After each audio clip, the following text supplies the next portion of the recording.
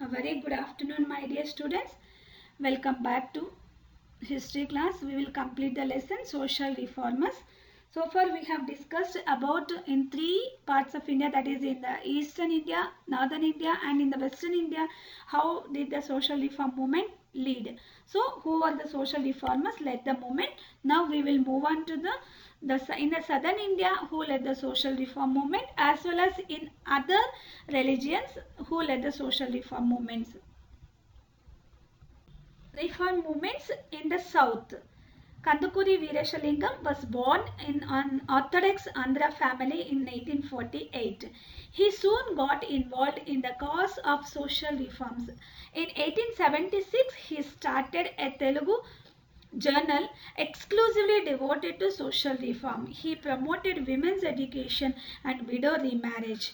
He was known as the Vidyasagar of South. So he is compared that just like Ishwar Chandra Vidyasagar in the south.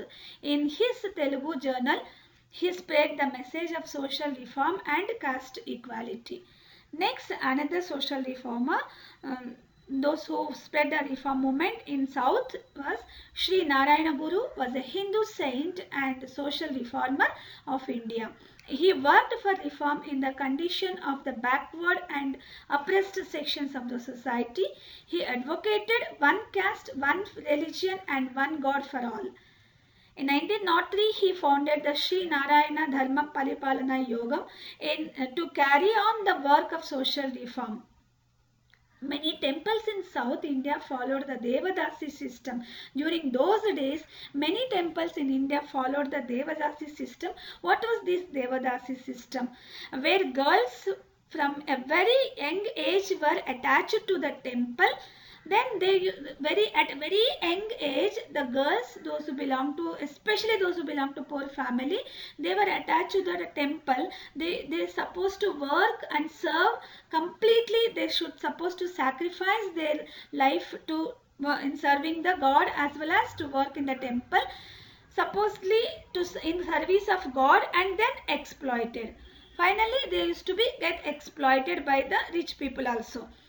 Actually, Devadasi system was that they used to attach small younger girls at the young age itself, used to attach with the temple to serve the god. Later they used to exploit. This kind of system was privileged during that time. The social reforms of the south worked towards abolishing of this Devadasi system. So the important person, prominent person who took steps to abolish this, Sri Narayana Guru. Next, they also wanted that the wealth amassed at the shrines, at the holy places, shrines should be under public control. The reformers also advocated temple entry for the untouchables. It is unfortunate that even today there are instances in many parts of the country where people are denied entry in temples on the basis of caste. Anyhow, in the south, what were the reform? Who led the reform movements in the south means Kandukuri Veerashalingam as well as Sri Narayana Guru. These people led the movement to fighting against the Devadasi system and entry of untouchables in the temples. All these concepts, as well as women education, promoting the women education and widow remarriage. With these concepts, they led the social reform movement in the south. Now next we will move on to the other religions who led the social reform movements. The greatest social reformer among the Muslims was Sir Syed Ahmad Khan, who belonged to a family of nobles in the Mughals court. In 1864, he founded the Translation Society, later which came to be known as the Scientific Society, to translate English books on science and other subjects into Urdu. He also started the English-Urdu journal to spread the ideas of social reform. In 1869, he visited England, and after his return, he established the Mohammedan Anglo-Oriental College at Aligarh in 1875. In 1920, the college was raised to the status of Aligarh Muslim University. In the beginning, when it was established by Sir Syed Ahmad Khan, it was in the position of a college. Later, By 1920s it became as a university, and name also had got changed, Aligarh Muslim University, and it became an important center of education for students of all communities. That means it is named as Muslim University. Don't think that it only the Muslim students were there. It belonged to for all the students, those who belong to different communities. It helped to develop a modern outlook among the students. The movement came to be known as the Aligarh movement, and Sir Syed Ahmad was called as Aligarh man. So it not only taught the educational things, and also it gave the outlook of modern outlook to the students. So finally it became as a national movement, and it is called as Aligarh movement, and Sir Syed Ahmad Khan had given the title of Aligarh man. In association with some Hindu and Muslim leaders, he founded the Indian Patriotic Association to oppose the Congress and tried to dissuade Muslims from joining it. He wanted to acquire some more time in order to organize and consolidate the position of the Muslims. For he believed that this could be best achieved by maintaining good relations with the British rulers. In the beginning, he was supporting, Sir Syed Ahmad Khan was supporting Hindu leaders, and together they were fighting. But slowly he had changed his idea towards favoring the British rulers.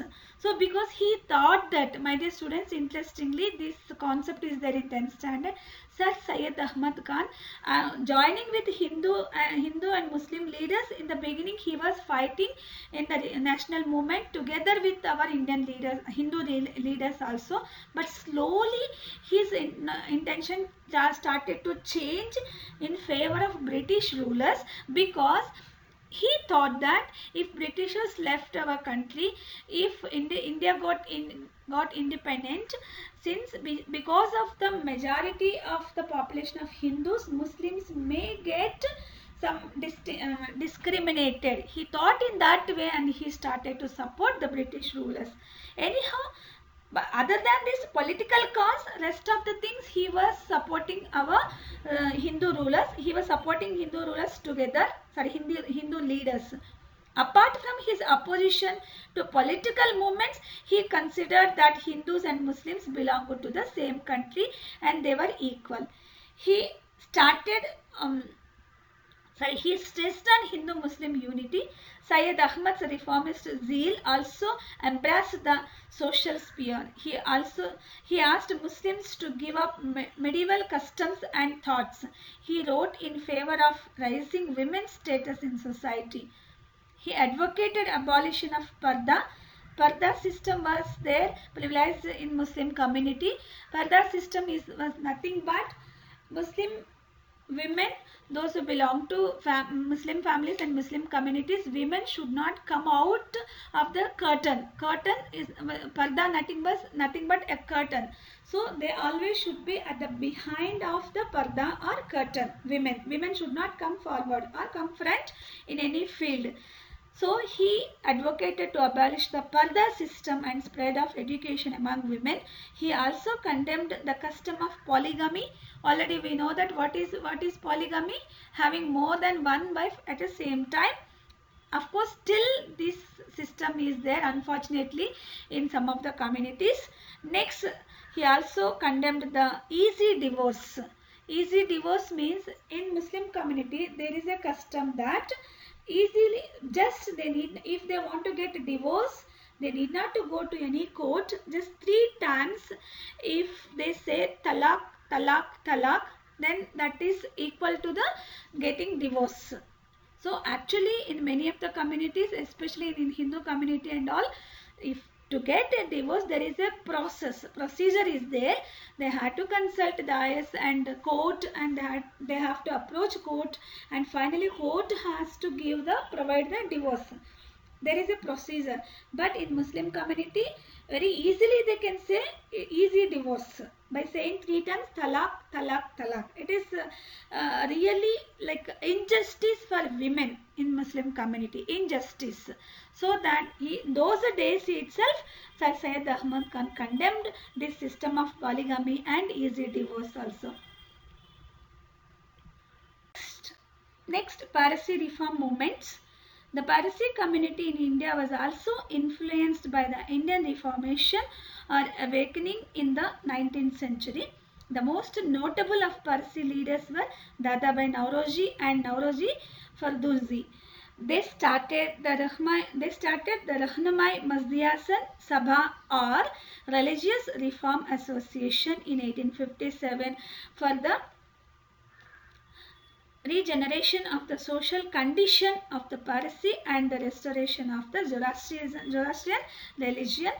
Dadabhai Nauroji was elected the president of the Indian National Congress 3 times and was affectionately called by Indians as Grand Old Man of India. What was the title of Dadabhai Nauroji? The Grand Old Man of India. He was affectionately called by our Indians. The Parsi reformers started a journal called Rast Goftar for the purpose of social and religious reforms among the Parsis.